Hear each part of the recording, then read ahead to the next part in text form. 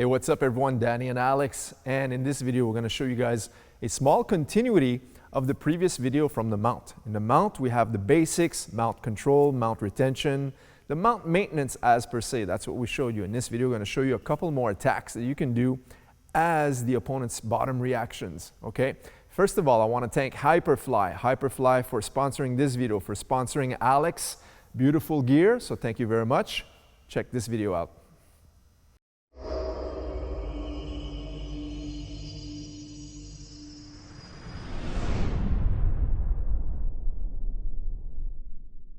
All right, let's start from behind the opponent like this. I'm right behind Alex. This is where we're gonna do the first technique. It's called the rear naked choke. Of course, we talked about the mount position, but I wanna show the rear naked choke in a seated position first to ensure that you guys who are watching this know how to properly apply the technique.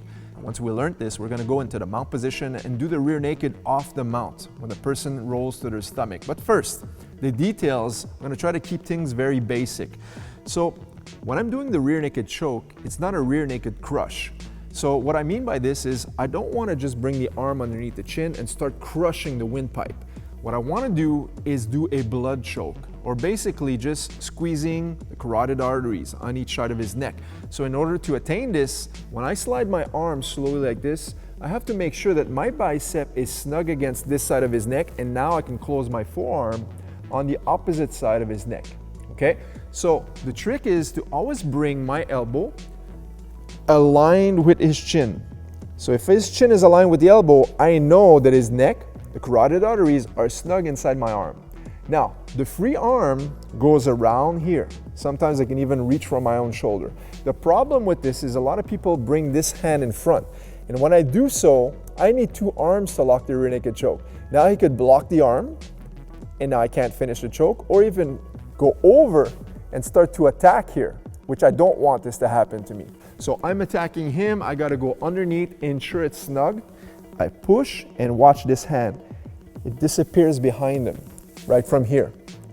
Okay, and now all I need to do, which I won't do for the technique, I don't want to choke Alex out, is bring the elbows in tight together as I squeeze the choke, okay? Now, a couple of common mistakes when we do this is, like I said, number one, people will stop about here and then they try to finish the choke like this. But look at all the space that's here around my arm. Nothing's choking him. So he might be feeling a little bit of pain on his neck, but it's not enough to tap out. When I'm here, he's gonna drop his chin, he's gonna turn his face, or even block with his arms. So I don't gain anything from here. When I go deep and I stop here, there's no way he can bring his chin down. If he does, he helps me choke him out. All right? And if he tries to use the arms to block the choke, it's too late. All he's doing is shimming his fingers in and blocking the small amount of airspace he has in the first place. So that's perfect when they do this. They bring their hands in. He helps me out to bring everything tight here, okay? So now, when you finish the choke, it's very important to bring the arm behind his neck and stop at your own bicep. Once you're at your own bicep, the other hand goes palm towards you, knuckles to the head, or you can also do knuckles toward you and bring your palm to push the head, whichever you prefer.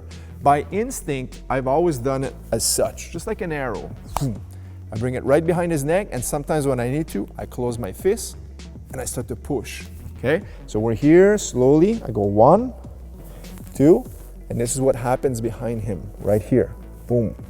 And now I bring the squeeze in. So when you squeeze, you don't want to pull backwards and pull the neck up, all right? When you squeeze, you're going to start to bring your elbows in and breathe. Squeeze everything like you're touching your elbows and expanding the air in your chest, all right? Now, we've taken care of the rear naked choke, the details, the basic details. I'm going to have Alex mount me and show you how we do it from the mount. All right, guys, so let's take a look at the rear naked choke off the mount position. So what happens from here? How are you going to do this? I have to turn, of course, but this is where the previous video left off. We were here, and if the opponent starts to push, we had the arm lock. We knew the swimming as well as the arm lock. If I started to defend like this, he had the Americana, or the shoulder lock. Now, either if it's a real fight or self-defense, I might be protecting my face, and sometimes I might even roll to my stomach. I wouldn't do this, but a lot of people will do this as a common reaction to defend this position. When they start to exhaust all of their options and they don't know how to escape the mount, they're gonna start to roll onto their stomach like this. And what you're gonna do is just give them enough space by raising your knee off the mat so they can turn, let them turn. And now you lock your knees in. And this is what we call the back mount position. Now from here, this is what will happen. I'm facing down, so this is the back mount position. This is a beautiful opportunity for him to slide his hand underneath my chin, go around, and now lock the rear naked choke and put the squeeze. Tap. Good. All right.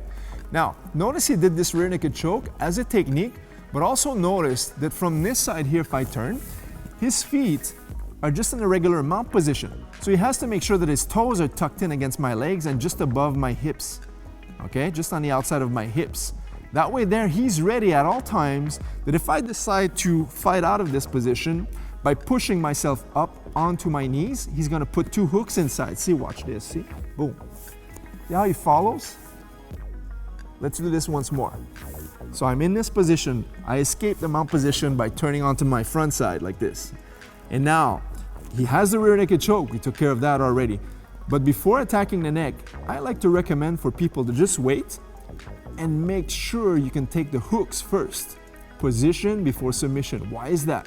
If he goes for the rear naked choke just now, and I'm gonna go slowly, but in reality, don't put your hooks, Alex, and I start to fight out, what will happen? He'll fall right off of me and lose that position. So let's go back.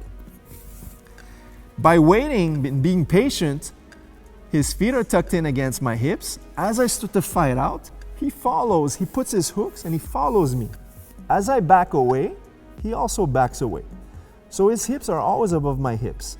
And now, if I stay here, he goes for the rear naked. Same thing, 1 and 2.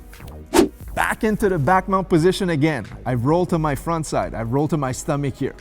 Now this time, when I'm in this position, I start to post. Let's say I'll use this hand. I start to post up and I go up.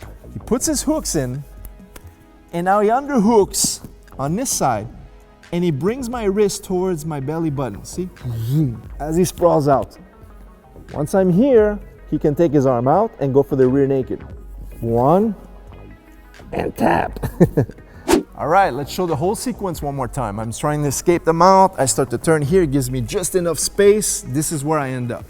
He goes for the rear naked. Beautiful technique from here. 1, boom, okay? I decide to go up, so his feet are gonna go in as hooks. As I back out, watch me.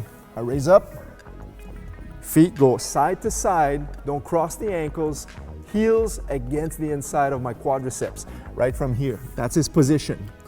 As I start to back out, hooks are in, and he goes for the rear naked. Boom.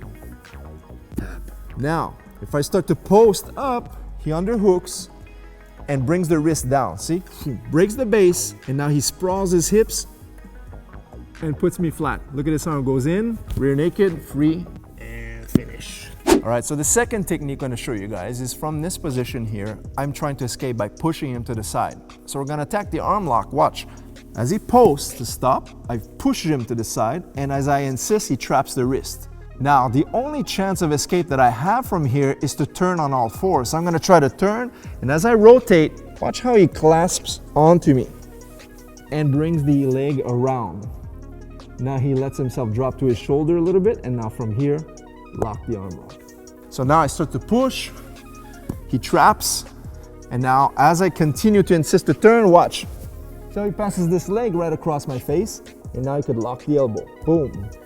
And the last option is simply now, he's gonna start to rotate inside my arm. So when I start to push, he traps. Now, I wanna go belly down, but I'm not coming up on my knees as much. So all he's gonna do is now hook my head. He knows I might not roll out of this, so he's gonna roll into my arm and insist to catch the arm. All right, guys, thanks for watching our video on Jiu Jitsu mount techniques. Once again, if you haven't so already, make sure to subscribe to this channel. Leave us a thumbs up. If you have any questions or comments, make sure to send them to us. We like to answer those questions, and we might even make a video on the questions you asked. I want to also thank Hyperfly for sponsoring this video, as well as sponsoring Alex the Prodigy, always with me in every video. So thank you very much for watching. Thank you very much for the sponsorship. We'll catch you guys in the next video. Take care.